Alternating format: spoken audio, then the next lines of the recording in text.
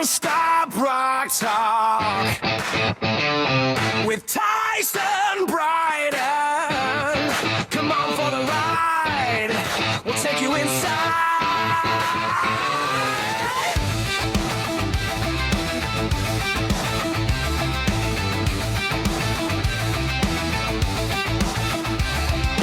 Non-stop rock talk.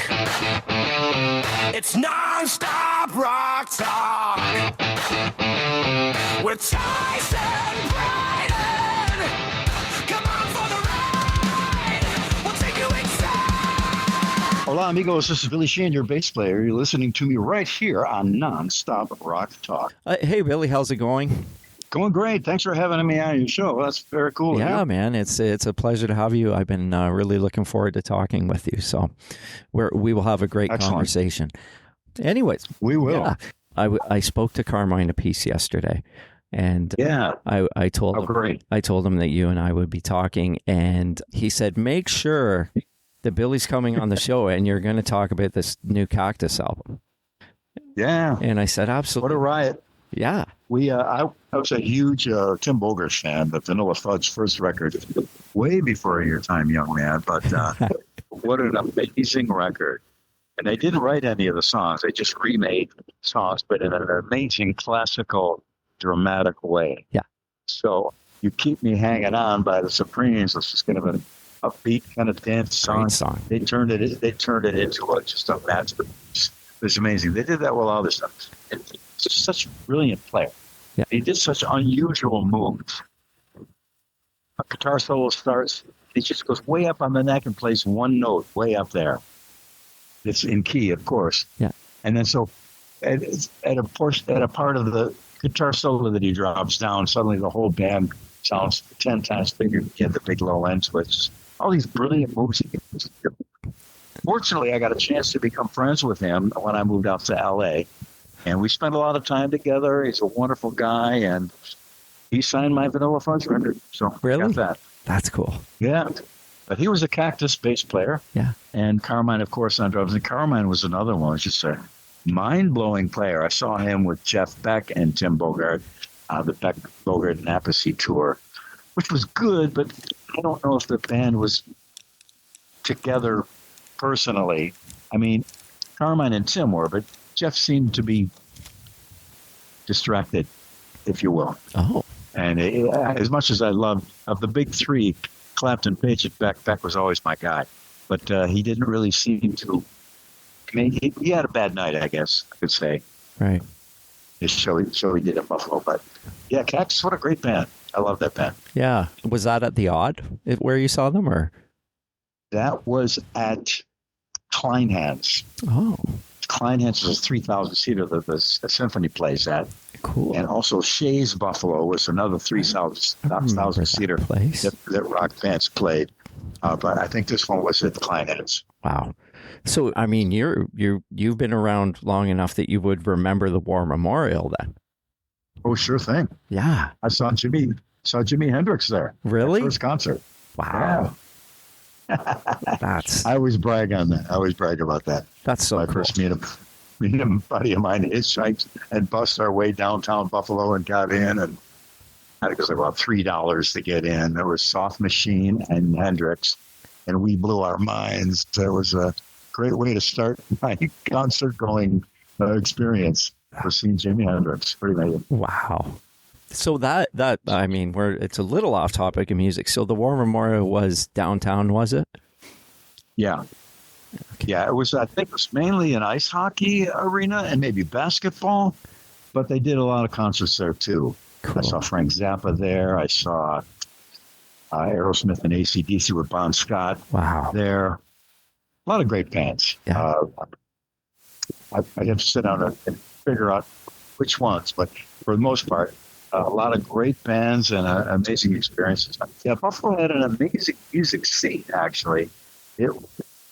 Buffalo was a really important city early on, more important than New York City, until they built the Erie Canal. This is 100 years ago or more. Yeah. And then you would take the canal to New York City to get your goods to Europe. Right. You didn't have to go try to go around Niagara Falls and then through Lake Ontario and the St. Lawrence Seaway. So it's a much easier way. So Buffalo, since you didn't need it as a hub anymore, the hub turned into New York City. But prior to that, Buffalo was one of the most important cities in the country. And that architecture you see there now is amazing. All these incredible homes and buildings and stuff like that. So as a music place, Buffalo was one of the places that they say, if you can make it in Buffalo, you make it anywhere. And there was just a huge music scene there, bands coming through all the time, especially bands going into Canada. They'd always stop in Buffalo to play, or vice versa. Yeah. Canadian bands coming into the U.S. So it was quite a scene, even still starting into the 60s and 70s and 80s. Sounds like this show's becoming a history lesson there. It's funny. No, I love it. You know what? I was just in Rochester. My wife and I went to Rochester I'd never been to Rochester, and back in the beginning of July. So we actually biked along the Erie Canal. So I had no idea what the premise of the whole Erie Canal was. People just kept saying, you can actually, take that all the way to New York City. But I didn't know the history on it. So, I mean, we're getting a history lesson on the Erie Canal as well, which is amazing. So thank you. Well, the guys that made it, they cut a deal to make the Erie Canal. Yeah. They'd never done it before. They had no idea what they were doing. They made it up as they went along. That's crazy. And if you... I know, look it up. It's unbelievable. And in order to do it, I mean, there's insane walls they had to get over as far as the how do you make a canal that long and not have the water run out of it on one end? And it's just an insane story. But yeah, that was the beginning of the growth of New York City. New York City was kind of a backwater town to some degree until that canal went in, and then it just exploded. Wow, that's cool. That's cool. And funny enough, and I'm sure you know this place, when we were in Rochester, I had to go to House of Guitars. And oh yeah. And it turned out it was July 4th and it was closed. So oh darn. I was so the Hog.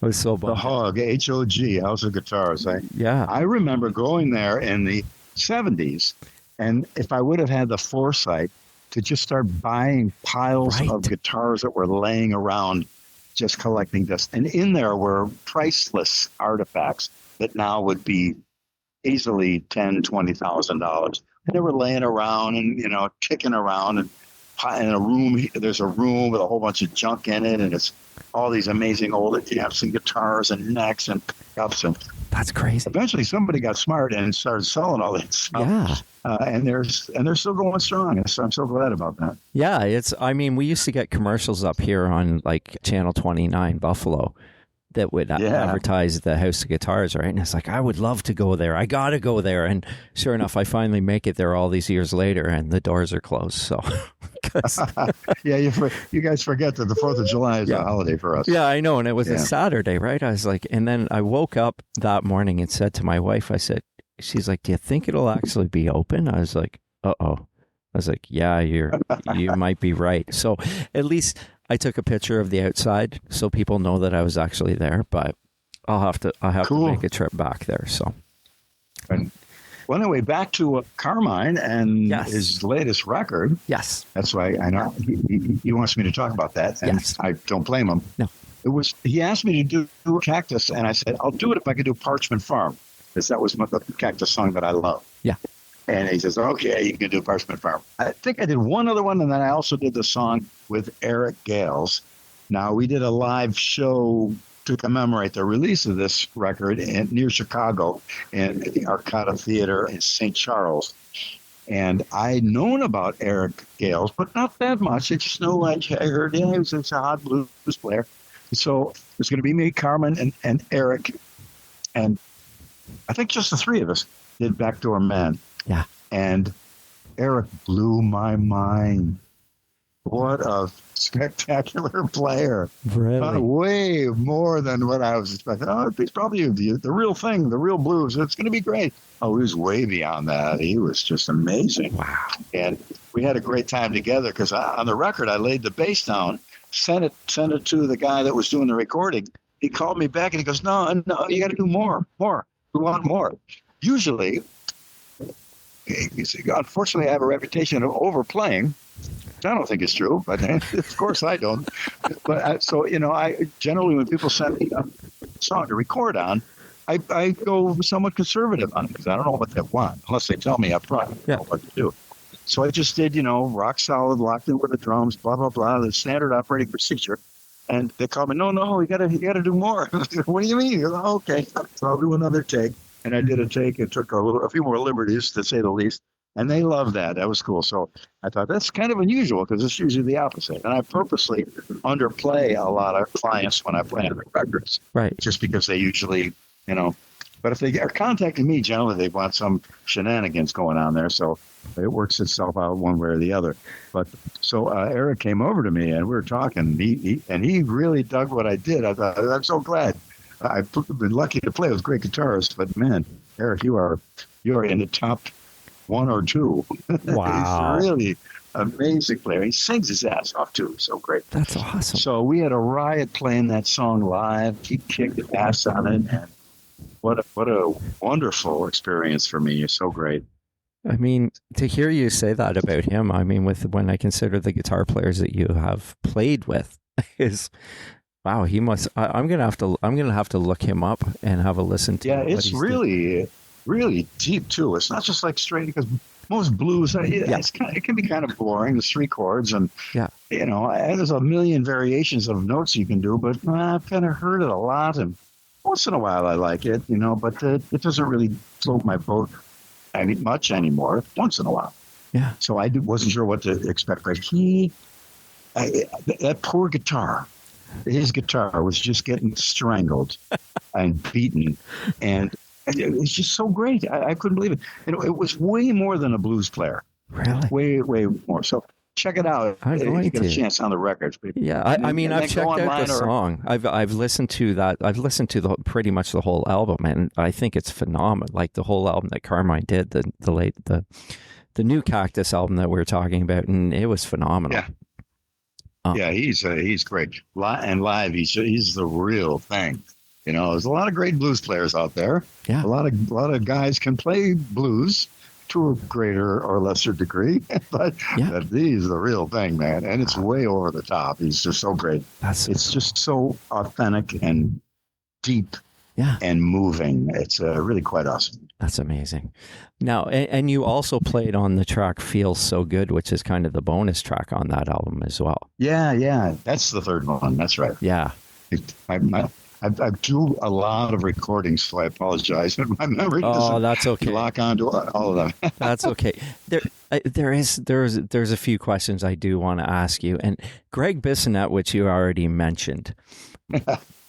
I remember as kids, I had a buddy who was a drummer, and he just salivated over Gregg's playing because he's just like, this guy is a monster player.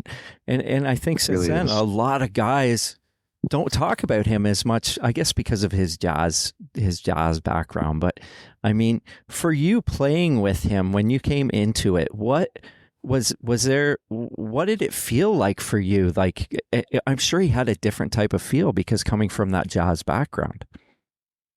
Well, coincidentally, my first band out of high school, first band I ever played shows with, was a 11-piece horn band, 4 horns, 3 singers up front, guitar, bass, drums, keyboards.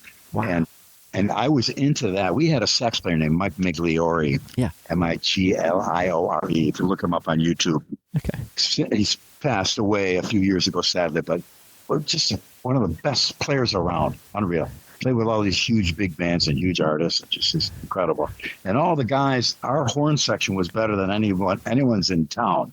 Yeah. Our trumpet player was an Oberlin College grad. Tenor player was just a grandmaster. Mike Migliore was as good as it gets and our trombone player, Jim Board, was just the best ball player in town by far. Yeah. So when we did Chicago Blood, Sweat, and Tears and stuff like that, that's so cool. Eyes of March Vehicle, or all those songs, it was really great. So I had a background in that. Yeah.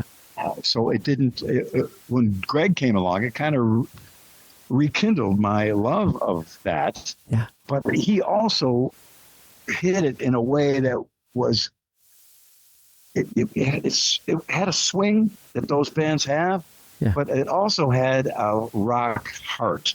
really did. Yeah. Because he was a huge Beatles fan and a huge fan of all kinds of great rock bands, and a lot of guys get typecast. Yeah. And also it's a thing that a lot of jazz guys can't really do rock.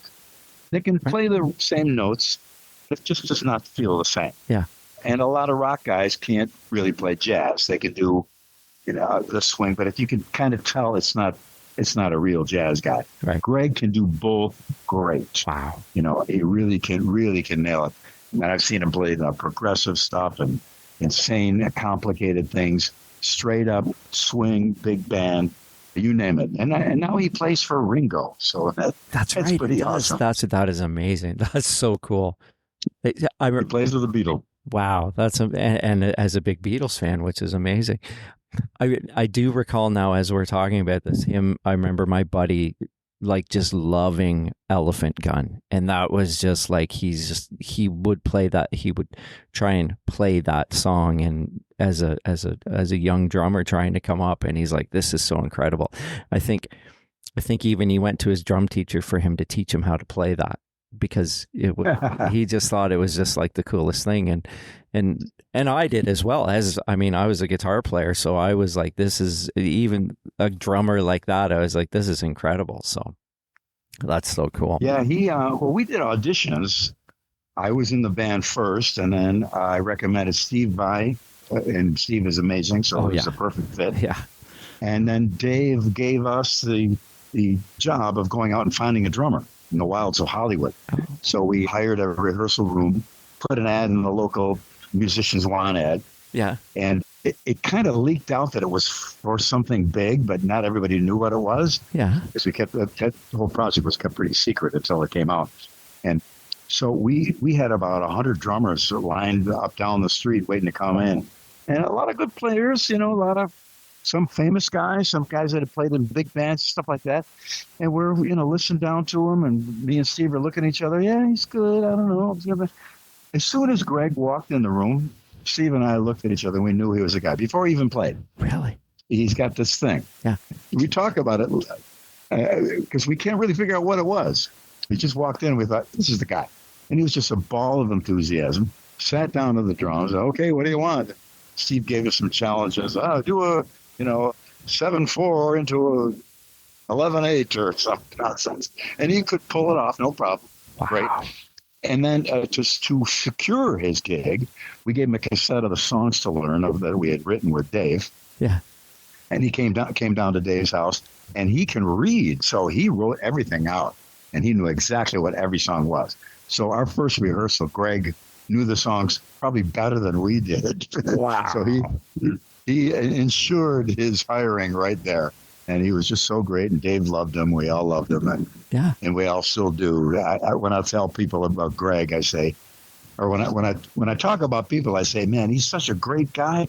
He's almost Gregg Bissonette class. He's just such a wonderful guy. That's great to hear. Wow. How did Shy Boy, which was, I didn't realize this. I had the album. I didn't realize it was a Talas song until years later when I bought Billy Sheehan, the Talas years that Relativity put out.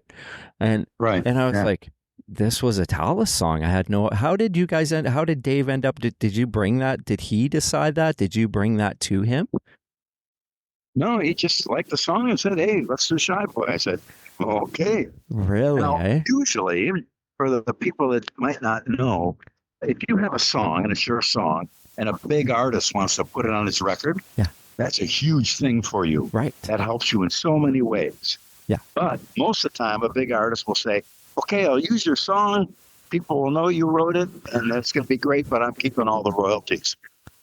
And that happens a lot. And a lot of songwriters just go, well, okay, go ahead. At least I'll be a known songwriter on a big record, and I'll have more opportunities later to sell my songs because this good one. Yeah. So Dave didn't do that at all with me. He let me keep all my publishing royalties and everything like that.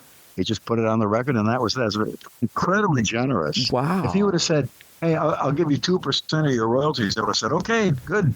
I'm good with that. Because it would have been a huge benefit to me in other ways. Yeah. But he would let me keep all my royalties, and it was very generous of him. And I think we opened the show with Shy Boy. I think in my Smile Tour. And when we played Buffalo, There was, you should have seen how many chins hit the floor when we opened the show with Shy Boy. But they've been hearing Talas play in the bars for years before. Pretty fun, pretty well. That's pretty amazing. And what did it feel like for you after all those years to be playing in Buffalo with David Lee Roth? Well, we played the War Memorial Auditorium, and I was on the Hendrix side of the stage. Yeah. So I felt, I've come full circle. The first concert I ever saw, now I'm playing in the same place. It's standing in the spot where Jimmy played. So that was, I'm just supremely grateful for every aspect of anybody that made that come to be. Yeah. It was an amazing, incredible thing. Dave, I still have nothing but love and respect for him. And it was just a beautiful thing. And there was people right to me to this day, it's a first show, and guys did it in Buffalo with the Erie Smile. And they still got their ticket stubs, and it was just a beautiful, beautiful thing, and I got so many friends back there. So we do a Christmas show every year in December, about mid-December. Yeah. All the local Buffalo musicians, a lot of guests come and join us. And it's like a reunion every year of all of us, because so many great players came out of Buffalo. Some did great in the biz. Some, unfortunately, it's wasn't in the cards. But it's always been a great experience for me to go back to Buffalo and hang with my friends back there and all the people who used to come see us play. It's pretty awesome. Yeah, that's amazing. And I mean, even when you played I remember when the tour rolled in, and like I said, I think it was 11 or 12, but that was around the time when I discovered music. So that album and I think Cinderella opened in Toronto. So I mean, that was probably almost just as exciting. I would assume you played Maple Leaf Gardens maybe. Yeah, I think we did. Yeah, that would have been because as you said, you were up here a lot, so doing Buffalo and Toronto must have been it was amazing. Yeah. It was a totally mind-blowing. So mind-blowing, I can't even describe it. Now I thought this was amazing. I understand that you're resurrecting Talas with yes, sir. Phil Nero's son, James. The word just came down. Yeah. We sent, I knew James could sing, and I've heard him sing a lot of stuff online, everything like that. What a great voice. But just, just to be official, James, let me send you a couple of the Talas songs and sing lead on them. And he sent me these tracks back with a hallelujah. Man, he nailed it. So great. He sounds a lot like his dad. He's also got nuance that is obviously his own. Yeah. He's got his stamp, his fingerprints, DNA is on it too. And we're doing an album, me, Ray Lugier from Korn, a couple other guys. Ray played with David Lee Roth for years also. Too, yeah. So we're doing the anniversary of Eat 'Em and Smile. Unfortunately, we're behind in time. It's not done yet, but we'll get it out as soon as we can. But we're doing all the songs that we didn't put on the record, on the Eat 'Em Smile record. Really? And there's we had James sing two of them, and he just nailed them. It was so great. It's so awesome. So that the record will come out as soon as I can get back and finish it ASAP. Cool. And then we did a couple of the songs off Eat 'Em and Smile that aren't the most popular tracks. So you did mention Elephant Gun. We're going to do Love that song. And two others from that. They're not a little more obscure songs. Yeah. And do our own kind of take on them. But we'll have that coming out pretty soon too. But that's amazing. Go ahead. I mean, ironically, and I'm just thinking about this. We'll get back to Talas, but Ladies' Night in Buffalo, tell me a bit, did you have an influence on that one as well, being from Buffalo? I said it. That's all. That's the only thing I had to do with it. Really? It was my first Thanksgiving there, living in LA, and we'd already started the band, and we're finishing up the songs and about to record. And I went home to Buffalo for Thanksgiving, and I had a wonderful time. I went out one night and saw some friends, and came back and got back to work again. And I went to rehearsal, and everybody says, "Hey, so what did you do for Thanksgiving?" I go, "I went back to Buffalo." "Oh yeah, how was it?" I go, "Oh, it was really cool. I went out, and it was Ladies' Night in Buffalo." That was it. They thought that was the most funny thing, because I think of Buffalo as a blue collar, steel mill, Chevy plant, kind of a town. So ladies' night in Buffalo sounds like a kind of like a catastrophe. Yeah. It wasn't. There's some beautiful girls in Buffalo, of course. But so the song was born just from that statement. And yeah, I didn't have anything to do with the writing of it other than saying it. Just saying it. That's cool. Yeah, I've spent a lot of time in Buffalo. I've been to a lot of Buffalo Bills games there in the cold. Oh, yeah. And, Sabres games and even the Bisons. Like, I mean, it's so, as you know, it's so close for us, right? Like, oh, yeah, it's great. Being where we'd go up to Toronto just to shop for clothes. Back in the early 70s, I wore the big platform boots that I bought at Athens Leather, not Master John. Master John, they were cheapies. Yeah. Athens Leather was a leather shop on Yonge Street, and they did super high quality. The Greek guy that made the stuff was amazing. So before Kiss, we had these huge platform boots. I got the idea from seeing Overend Watts, the bass player for Mott the Hoople. Yes. They played at Kleinhans, and he had the high boots on. I go, God, I got to get boots like that. And so there's a place in Toronto that's awesome. So I went up there and that was a thing for Talas for a while. I had about I've seen 6 pictures pairs of these insane boots. I've seen pictures of you in those. Thought that was so cool. It was hilarious. I get it. Yeah, we played a lot in Canada, not only Toronto, but all over the place in Canada. Toronto and Buffalo had a lot of cross-pollination between bands. We had a lot of the bands come down to us. Not too many bands went up there other than Talas that I knew of. But it was a great time for music, that's for sure. That's amazing. Now, in Toronto, would you play the Gasworks, I would assume? We sure would, and I'm still pushing for a Gasworks festival every summer. Really? I can't believe you guys somebody hasn't done it yet. Just get everybody together that used to go to the Gasworks and all the bands and musicians, and what a ride it would be. So far, no takers on that. That's a great idea. That would be amazing. You know what? I'm too young. Well, I was in the Gasworks once, but I think it was after the fact, and I think they had changed the name. It was no longer the Gasworks. I was too young, so I was a few years off. Like when Eat 'Em and Smile came out, I was, I think, 10 or 11. So So I was. So all my Gasworks days were prior to that. So yeah. Would have been too young to get in. But I keep forgetting that I'm as old as sand. So a lot of the stuff that I know and I remember is no longer around. So that's okay though. Yeah, I mean, would you guys have played Larry's Hideaway as well? Was that? Oh yeah, yeah. That was our first gig in Toronto. Really? So we played there, and there was nobody there. It was like you play all week. You started on Monday, go all the way through to Saturday.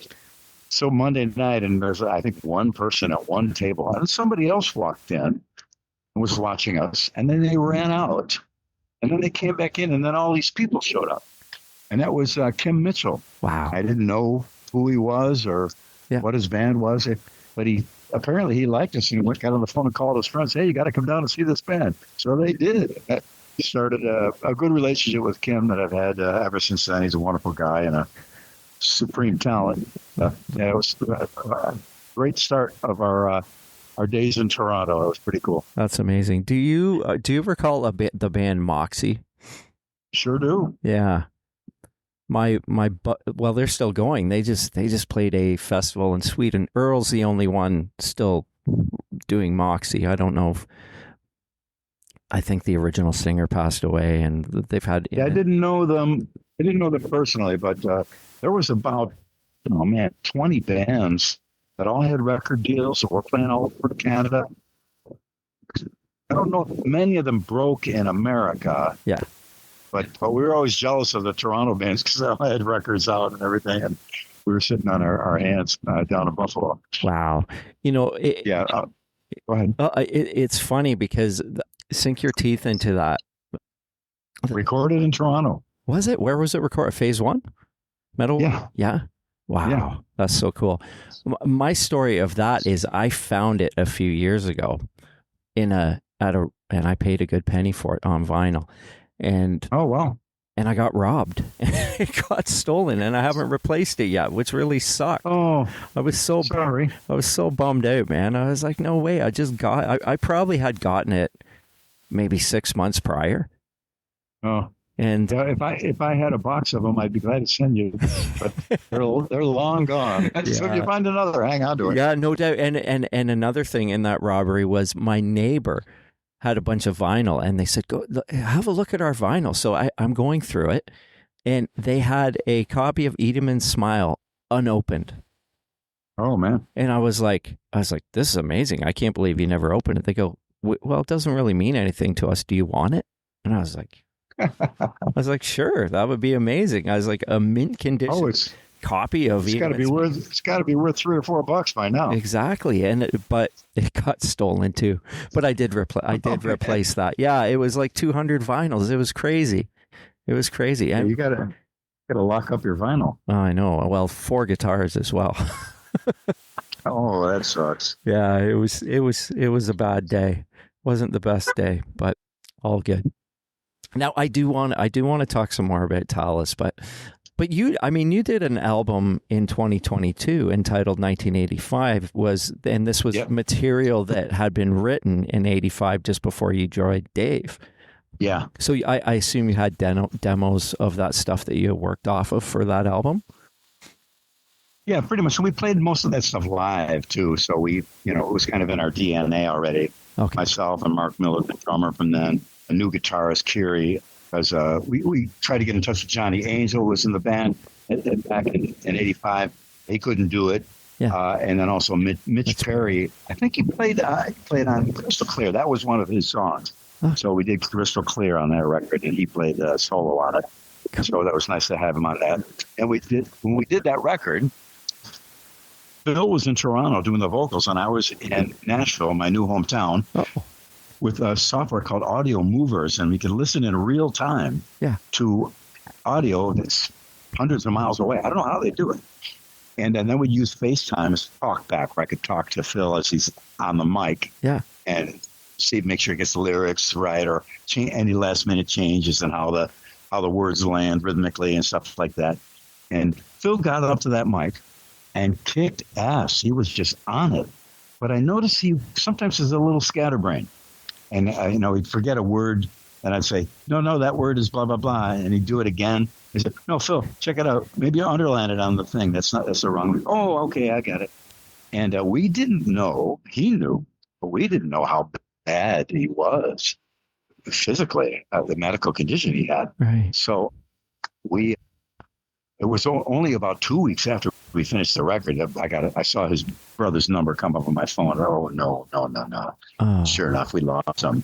But knowing what I know now, that he could go up to that mic and nail it the way he did, if that was me and I knew I was in big trouble with my health, I don't know if I could do that. I don't know if I could perform like he did. But man, he nailed it. It was just such a great job on that record.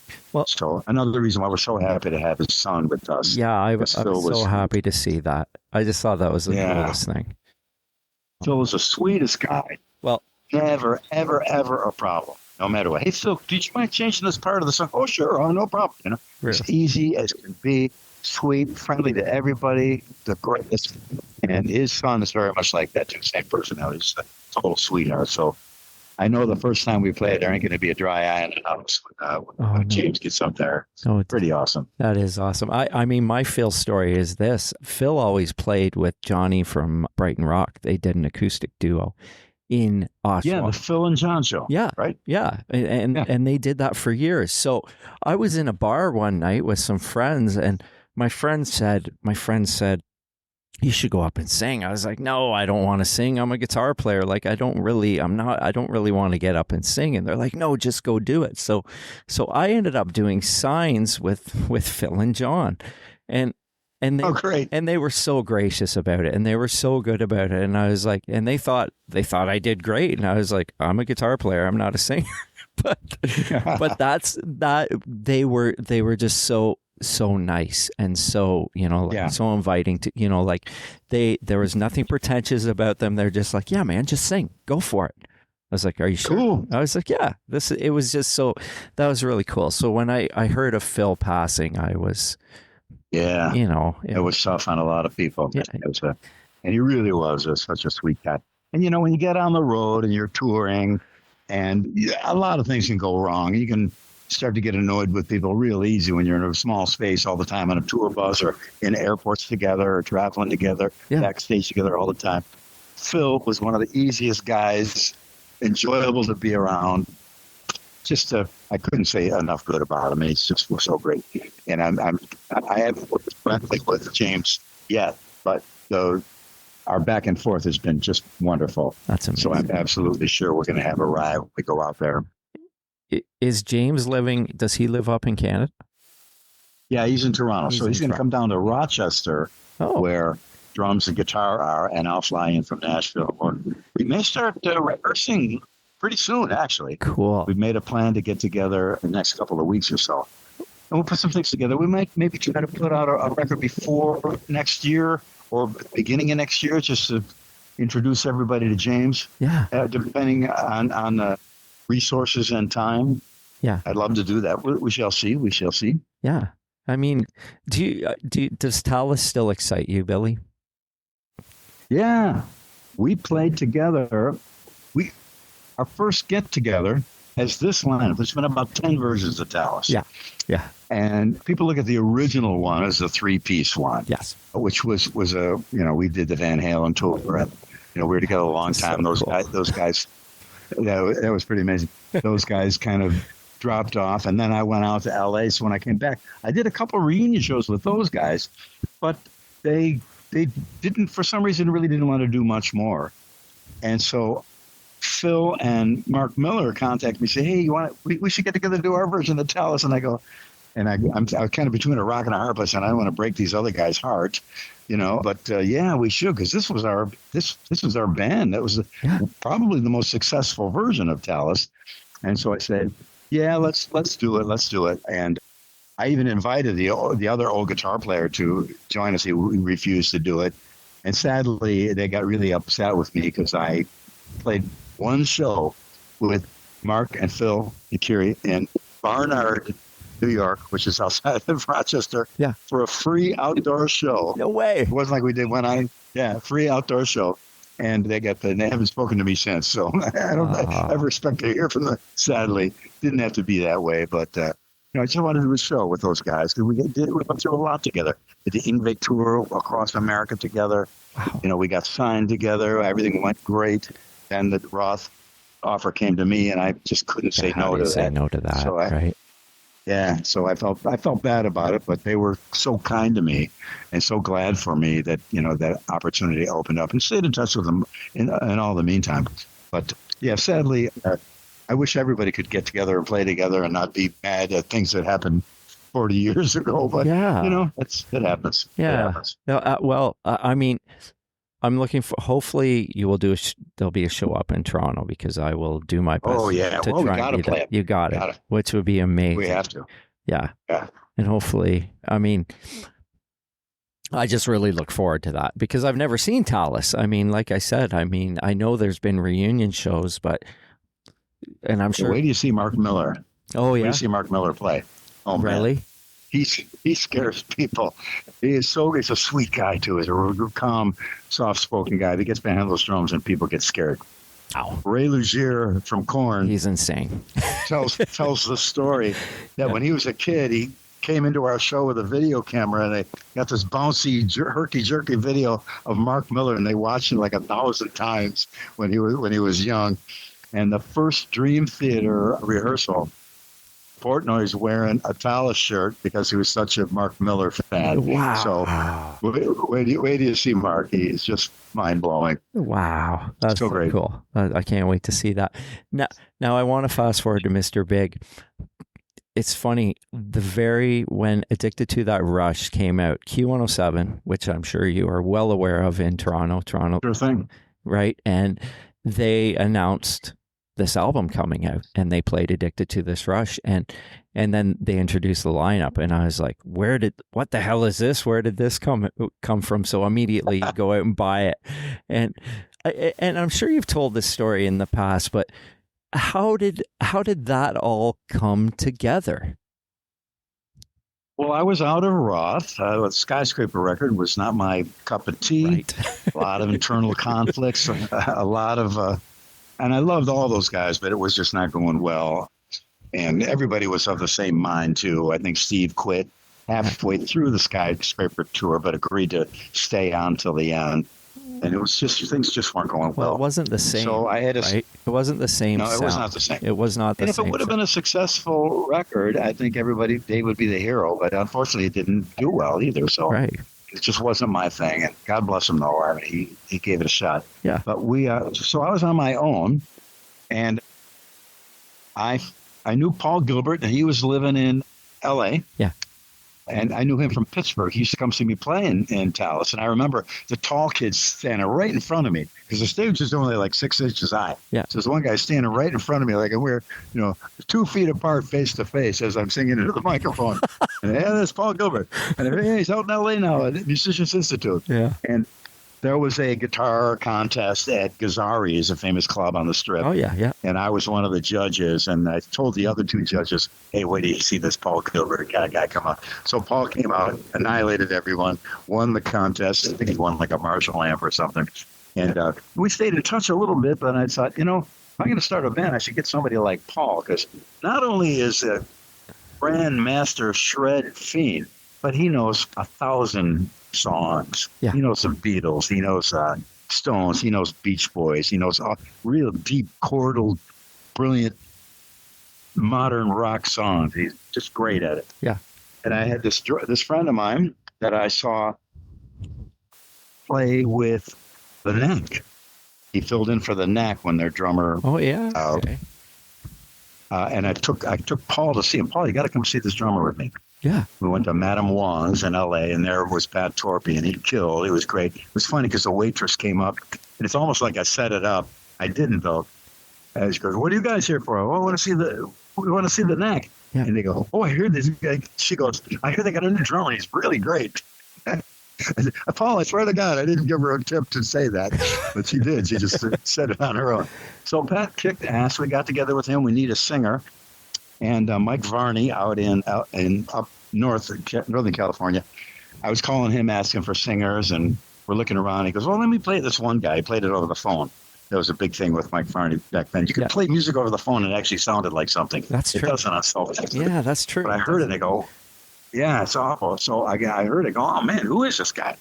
Eric Martin. So I said, okay. So I got in touch. Turns out he had been represented by Herbie Herbert. Right. Herbie Herbert is one of the biggest managers ever. He created Journey. Right. Yeah. He was in the Woodstock movie. He's on stage moving Carlos Marshall cabinets around. Wow. He's the guy that said, why don't we sell T-shirts at the show with the band's name on them? Because I went to see Hendrix. There was no shirts, There's no swag. no merch, Really, eh? nothing. Huh. And he was one of the guys that started what sustains most musicians I love more that than idea. record sales now. Absolutely. Yeah. So when I've had a meeting with Herbie and Eric, and I'm thinking, oh, Herbie, please offer to manage this band. Please offer to manage this band. And then the conversation goes, yeah, I could manage the band. It will blah, blah, blah. And I thought, oh, my God, this is great. So, yeah, Eric's a great singer, and I love him. He's amazing. But that we got Herbie as a manager really was the key to success for that band. He got us the Rush tour, the whole Presto tour, half of the Roll of Bones, Aerosmith in Europe, Bryan Adams, Scorpions, and the main promoter in Japan and Herbie shared the same birthday, and they were best buddies. So Herbie sent us to Japan and said, make sure they're in a great venue and it's sold out. And so as a result, our Japan success is quite noteworthy as a result. So that was it. That was the band. We did our first record. It did okay. It did good, but we love that record. A lot of bands released records right at that time. Yeah. Blue Murder, Badlands, and they're all the letter B. Yeah. So, I remember. Yeah, that's right. In the record store, we're all together in the same one. Tough choice. Yeah.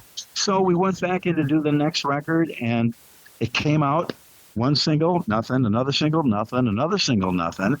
And then some guy in Lincoln, Nebraska named John Terry started playing To Be With You. Yeah.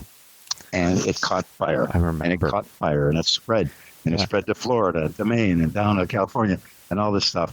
And now, at the time, the record label, They didn't like the record, and they didn't really even like us. Really? But we had Herbie on our side, so he made things happen. He got us tours, made it happen. But amazingly, they fought us tooth and nail all the way to the number one spot.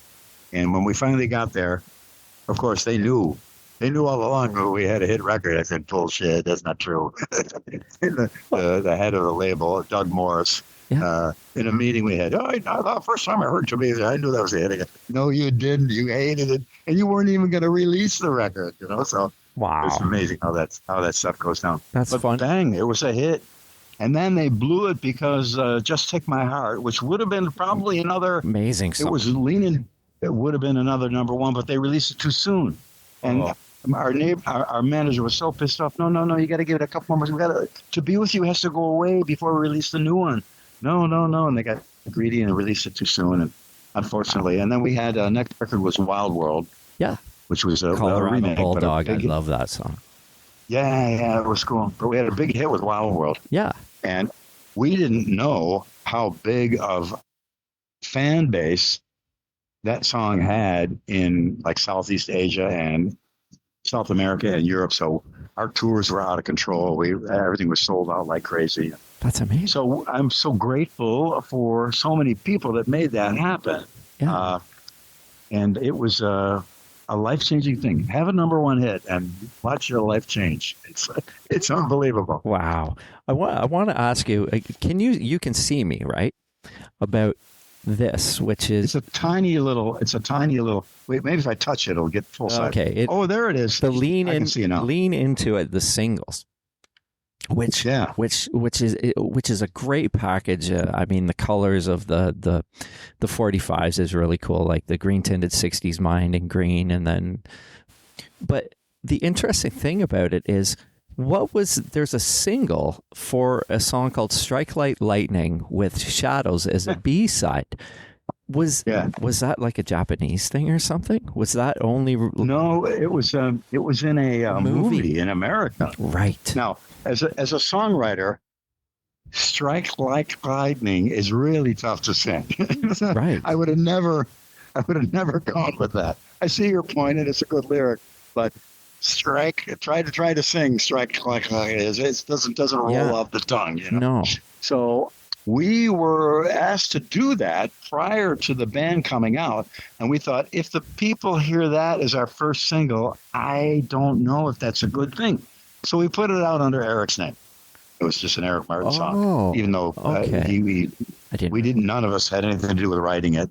And they brought in a big producer guy to come and do. I forgot his name, but he was some huge guy, and none of us liked it. And I guess it was in the movie somewhere. Okay, but it was just kind of sometimes you need an extra song as a filler on EPs and singles. So, and that's what that song was. Okay. Not a bad song, but it was my thing. Yeah. And we had to put it out under Eric's name so we wouldn't damage the reputation of Mr. Big. Okay. And there's on the extended version on streaming, there's a whole pile of songs that weren't on the initial, like Stop Messing Around, Wild Wild Women. Those two we just mentioned, and Love Makes Me Strong, which I like all of those songs. Were those all besides the two we mentioned, were those B-sides as well, or were they just leftovers? Yeah, kind of leftovers. So we like the songs, we recorded them, but then at the end you got to pick out of maybe 16, 18, 20 songs, which 12 or 14 are going to be on the record. Right. Because there were time constraints on vinyl.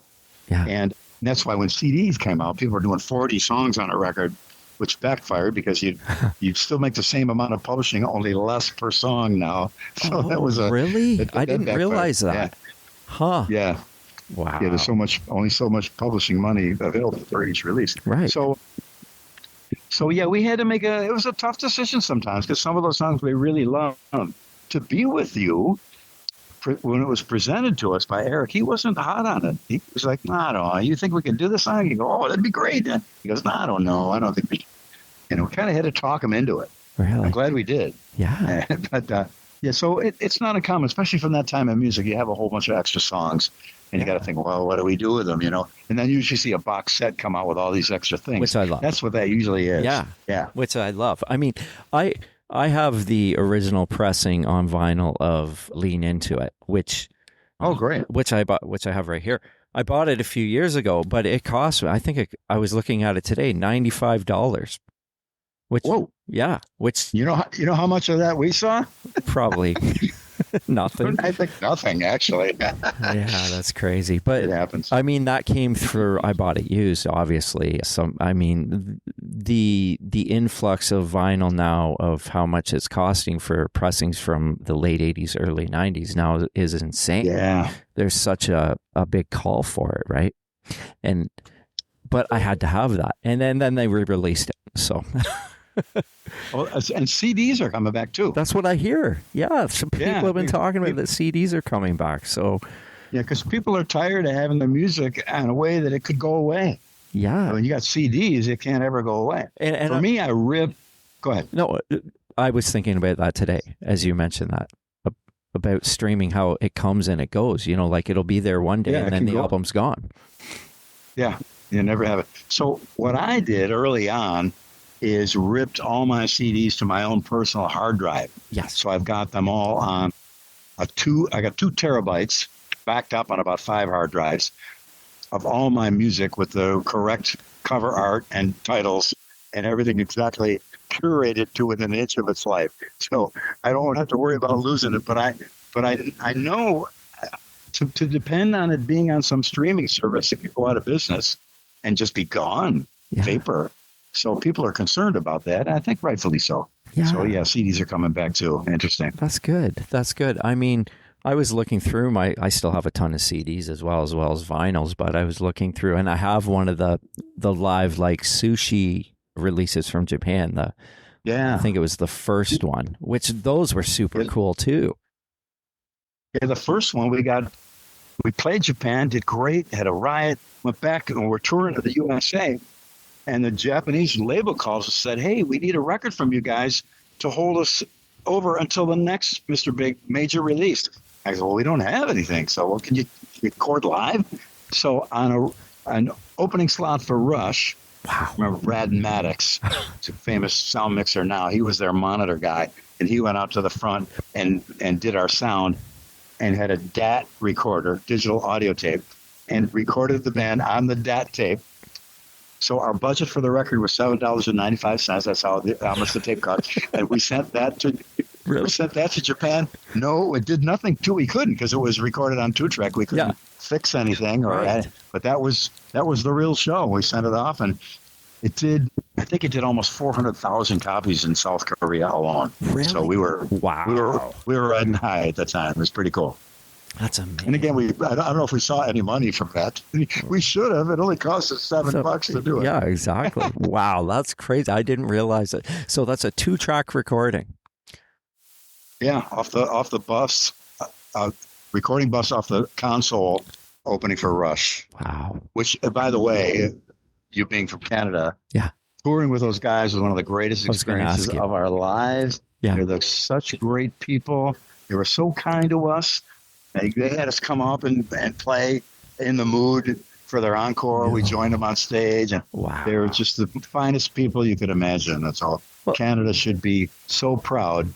They're such quality people and so talented and how wonderful they are. Yeah. They're really fantastic. Well, I mean, and Neil didn't grow up that far from Buffalo, really. I think he was within an hour or so of Buffalo.